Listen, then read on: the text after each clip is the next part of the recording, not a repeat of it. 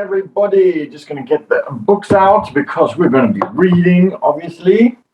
And I just need to get all of those. There we go.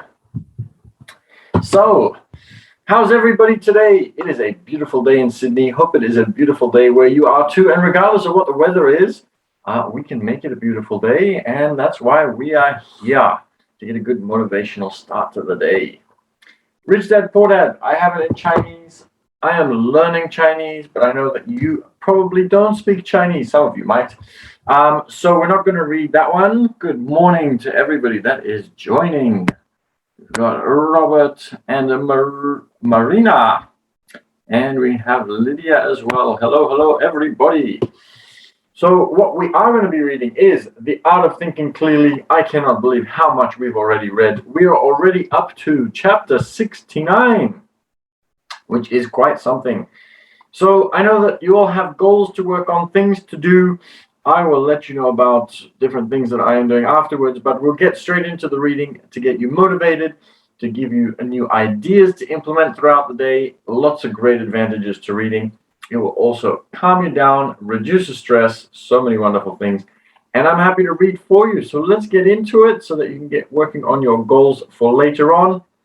And then we'll have a chat afterwards. So, chapter 69, Disregard the Brand Anew, Neomania. How will the world look in 50 years? What will your everyday life be like? Which items will you surround yourself with? Will there be flying cars and things like that? That's what I always wonder. I think they were already supposed to be here, but still no flying cars. Let me quickly just, Mulled has joined on the Zoom, so we're just going to do something on the Zoom. There we go. People who pondered this question 50 years ago had fanciful notions of how the future would look. Highways in the skies, cities that resemble glass worlds, bullet trains winding between gleaming skyscrapers, would live in plastic capsules, work in underwater cities, vacation on the moon, and costume everything in pill form. We wouldn't conceive offspring anymore. Instead, we would choose children from a catalog. Our best friends would be robots, death would be cured, and we would have exchanged our bikes for jetpacks long ago. But hang on a second. Take a look around you. You're sitting in a chair, an invention from ancient Egypt. You wear pants developed about 5,000 years ago and adapted by Germanic tribes around 750 BC. The idea behind your leather shoes comes from the last ice age. Your bookshelves are made of wood, one of the oldest building materials in the world. At dinner time, you use a fork, a well-known killer app from Roman times, to shovel chunks of dead animals and plants into your mouths. Not much has changed. So how will the world look in 50 years? In his book, Antifragile, Taleb gives us a clue. Assume that most of the technology that has existed for the past 50 years will serve us for another half century. And assume that recent technology will be passé in a few years' time. Why?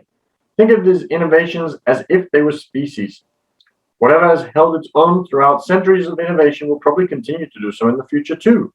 Old technology has proven itself.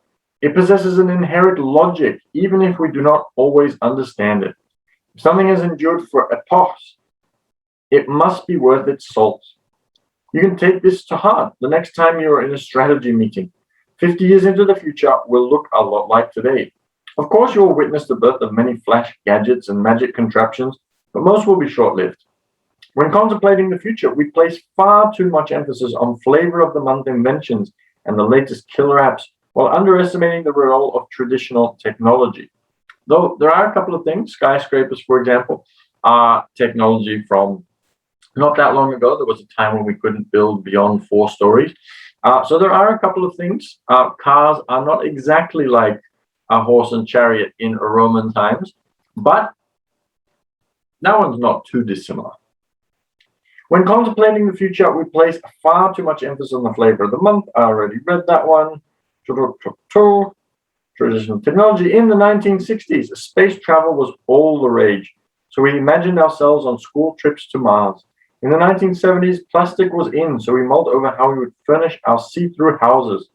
Taleb, who now uses above-mentioned examples of new and old technologies, coined a word for this, Neomania, the mania for all things shiny and new. In the past, I sympathized with so-called early adopters, the breed of people who cannot survive without the latest iPhone. I thought they were ahead of their time. Now I regard them as irrational and suffering from a kind of sickness, neomania. To them, it is of minor importance if an invention provides tangible benefits. Novelty matters more. So don't go out on a limb when forecasting the future. Stanley Kubrick's cult movie 2001: A Space Odyssey illustrates why you shouldn't. Made in 1968, the movie predicted that at the turn of the millennium, the US would have a 1,000-strong colony on the moon and that Pan Am would operate the commuter flights there and back. With this fanciful forecast in mind, I suggest this rule of thumb. Whatever has survived for X years will last another X years. Taleb wagers that the bullshit filter of history will sort the gimmicks from the game changers. And that's one bet I'm willing to back. And that's interesting because obviously Pan Am doesn't even exist anymore. So the most powerful airline in the world back in those days doesn't even exist to take us to the moon. And Titan Caps Lock, thank you for your little heart as well. And there's a couple of people that have been saying hello and doing different things while I was reading. So yes, I definitely agree that there are many things that are going to be the same throughout history. So if we have a look at Roman society even, people used to go to their jobs, and I think everything was exactly the same, only they used different technology. So you had your little shops and you had people that were doing exactly the same things as we are. You have the same kind of challenges and problems that people had back then. I read a very fascinating book, which is actually in the other room. It's not in this room, on the bookshelf behind me.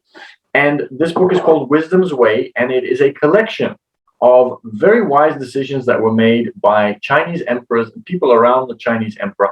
And they actually compiled this into books and books and books and books. Unfortunately, probably about 70% of it was burnt during the Cultural Revolution in China. But what remains is some really great, how do you describe it? Wise decisions compiled into a book. And it is fascinating reading. But when you read this, it's about 2,000, 3,000 years old. And if you read it, it almost reads as if it would be people of today. The challenges are the same, the problems people face, the solutions that they come up with, and the solutions are brilliant. So I highly recommend this book if you can find a copy of it. Walton C. Lee, Wisdom's Way. So that was chapter 69 with regards to not only looking at shiny objects, but realizing that everything is underlying and it is the same throughout the whole of history. And if you can solve the problems of then, you can solve the problems of now, which means that you're more in control of your life than if you only focus on the shiny things that are new. And Mladen says, and I'm going to quickly open that one up because it looks like it's a bit longer than I can read just from there. I remember myself waiting for hours for a new iPhone years ago. The queue was long, wrapped around buildings. Did that for several generations of iPhones, and I'm not that silly anymore. You can also just wait until, a few weeks later when the lines are gone, and you can still get a new one if you need it. But really, it's important to have a look at what do you use it for, and does it have practical purposes? The reason I chose my phone is because it is able to assist me with some of the things that I need business-wise. And otherwise, I would not have chosen the phone that I use at the moment. Okay, tomorrow we are going to be reading chapter 70, Why Propaganda Works. I think this one's going to be very interesting, given what is going on in the world. It's called the sleeper effect. We're going to be talking about World War II. That's the only hint I'm going to give you. And that is very, very interesting to me, especially now. And we'll see what comes up out of it. I'm not going to say any more on that. Okay, so if you enjoy this and if you'd like to watch more of these, you can go to my YouTube channel, The Passive Cashflow Club, and you will find all of the other recordings and some of the other recordings that I do, and I'd love to see you there. Feel free to leave a comment. I love reading your comment. And Lalan asked, what was that book again? The book is called Wisdom's Way. It's quite difficult to find, but you should be able to find it. Wisdom's Way by Walton C. Lee, L-E-E. Actually, I'll type it in for you, makes it a little bit easier.